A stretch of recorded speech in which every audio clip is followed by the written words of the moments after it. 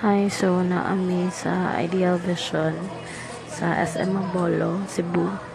Originally pailisan o anchos niya, but this time nagpailis rami o lens kay okay raman pa ang iyang frame sa iyang anchohos. So sa magpailis 800 og lens ra, pero inyong ipa-colored it's around 2,000 na. This is kung magpailis na mong lens. Kung magpailis give mong frame, around 3,000 plus up na siya.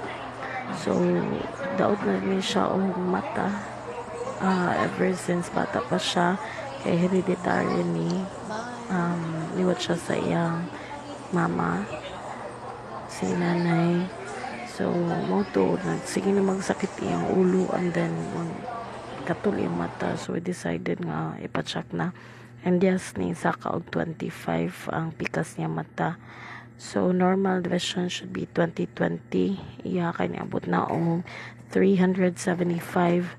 So mo ni akong i-recommend nga lubricant kay all around na siya, but unfortunately wala ni siya sa talibon. So ang among gigamit karon sa iyang mata is kaning Systane. So